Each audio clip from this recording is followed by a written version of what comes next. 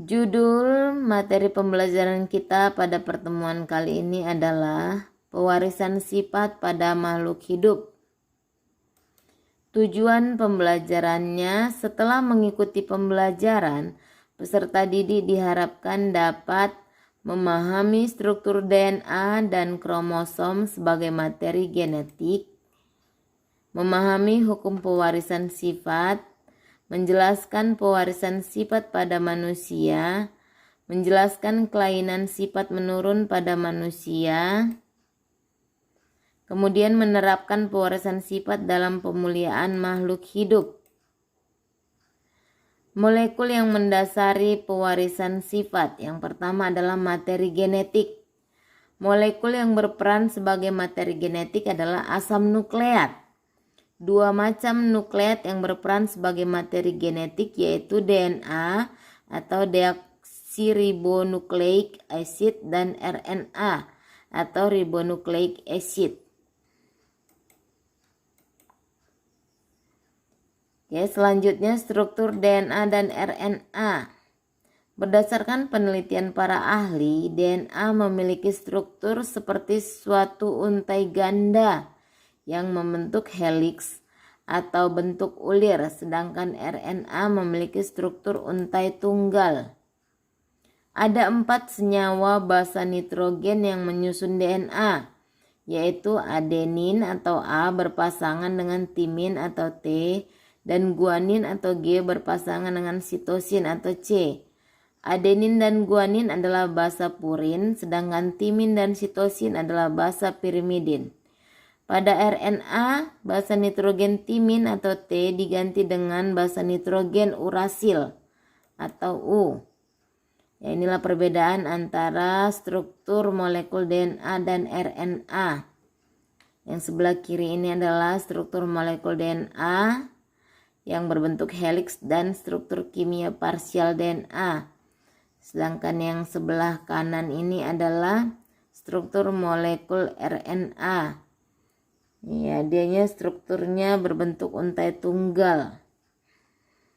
Oke, selanjutnya peranan materi genetik dalam penentuan sifat. Dalam pewarisan sifat dikenal istilah sifat dominan dan sifat resesif. Sifat dominan adalah sifat yang mampu mengalahkan atau menutupi karakter yang lain. Sedangkan sifat resesif adalah karakteristik yang kalah. Gen dominan ditulis dengan huruf kapital atau huruf besar, sedangkan gen resesif ditulis dengan huruf kecil. Sifat atau ciri yang dapat diamati seperti warna kulit, bentuk rambut disebut fenotip, sedangkan genotip yaitu informasi genetik dari suatu individu. Susunan kromosom penyusun sel tubuh berbeda dengan kromosom pada sel kelamin. Kromosom pada sel tubuh berpasangan atau diploid. Ya, awalan di berarti 2, berarti dia 2N. Sedangkan kromosom pada sel kelamin tidak berpasangan atau haploid.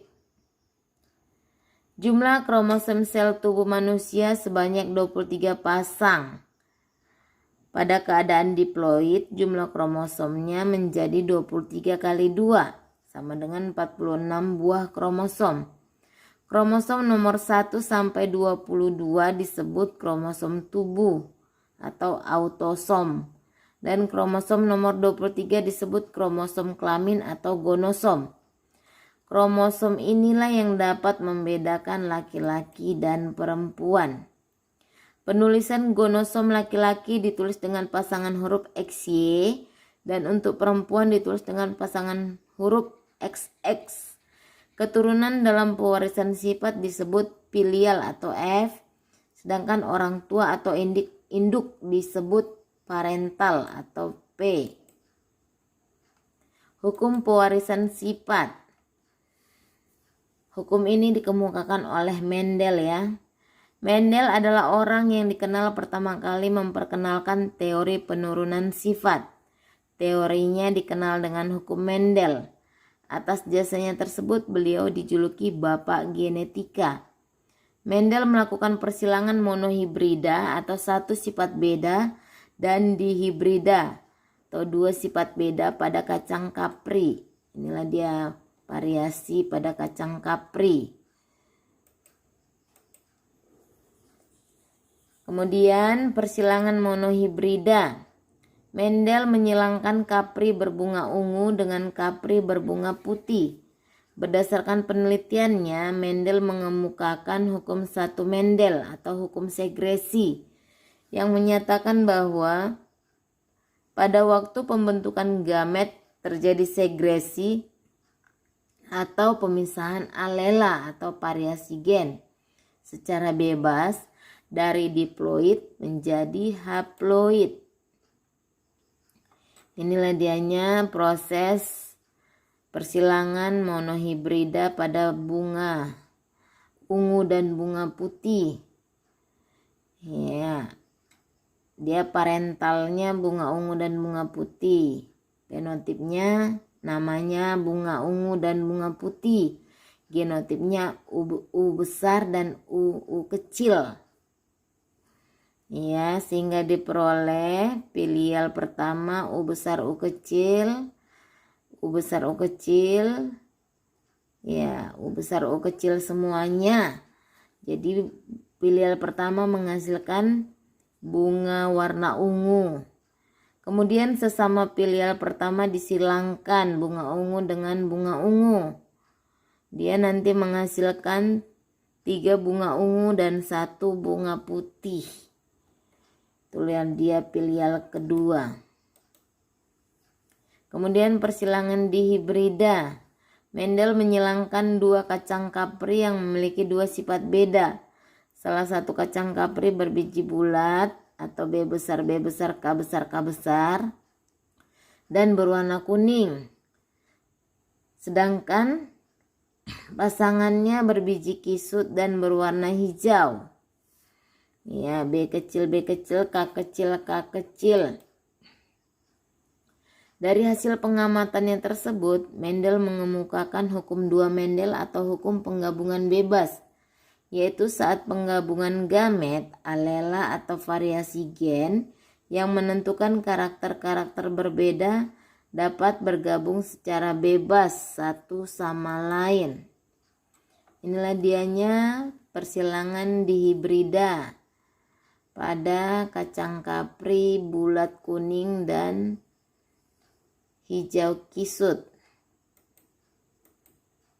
Kemudian pewarisan sifat pada makhluk hidup dan kelainan sifat yang diturunkan. Yang pertama, pewarisan warna kulit. Orang yang memiliki gen AA besar, BB besar, CC besar memiliki warna kulit sangat gelap. Sedangkan yang memiliki gen AA kecil, BB kecil, CC kecil memiliki kulit sangat terang. Albino merupakan kelainan yang disebabkan tidak adanya zat warna atau pigmen yang disebut zat melanin. Ini dia gambarnya, yang sebelah kiri dianya normal, sebelah kanan dia rambutnya putih dan kulitnya sangat putih ya. Dia tidak memiliki pigmen atau disebut dengan albino. Kemudian pewarisan tipe perlekatan cuping telinga. Ya, ada cuping telinga terpisah dan ada cuping telinga melekat. Tipe perlekatan cuping telinga dikontrol oleh gen G untuk cuping telinga terpisah dan gen G kecil untuk cuping telinga melekat. Inilah gambarnya, yang satu dianya terpisah, yang satu lagi melekat. Kemudian yang ketiga, pewarisan bentuk rambut. Ada 2 macam gen yang mengendalikan bentuk rambut. Gen C besar atau dominan mengode rambut keriting dan gen S resesif mengode rambut lurus. Bentuk rambut merupakan kasus yang menarik yang dikenal dominansi tidak sempurna. Artinya, jika kamu memiliki kedua jenis gen tersebut atau gen C besar dan gen S kecil, kamu akan mendapat campuran dari keduanya. yaitu rambutmu akan berombak atau ikal, atau dianya gennya C besar S kecil. Inilah dia rambutnya, satu yang keriting, yang di tengah lurus, yang ketiga ini yaitu ikal. Kemudian pewarisan bentuk pertumbuhan rambut pada dahi. Ada rambut yang tumbuh melingkar biasa atau tumbuh seperti huruf V atau yang dikenal dengan widow's peak, dikontrol oleh gen W besar sehingga memiliki genotip W besar atau homozigot dominan atau W besar W kecil heterozigot. Sedangkan orang yang tidak memiliki pertumbuhan rambut seperti huruf P memiliki genotip W kecil atau homozigot resesif. Ya, ini gambarnya, inilah dianya pertumbuhan rambut pada dahi seperti huruf V. Sedangkan ini melengkung. Kemudian pewarisan kelainan buta warna. Buta warna adalah kelainan seseorang yang tidak dapat membedakan beberapa warna dengan baik. Biasanya antara merah, oranye, biru, dan hijau. Inilah dianya gambar yang ditunjukkan untuk tes buta warna. Seorang perempuan menderita buta warna jika kedua kromosom X mengandung buta warna atau XCB. Namun jika hanya salah satu kromosom X yang mengandung buta warna atau XCBX, maka perempuan tersebut akan menjadi pembawa atau karier gen buta warna tanpa menjadi penderita. Pada laki-laki jika kromosom X mengandung buta warna atau XCBY, maka akan langsung menderita buta warna.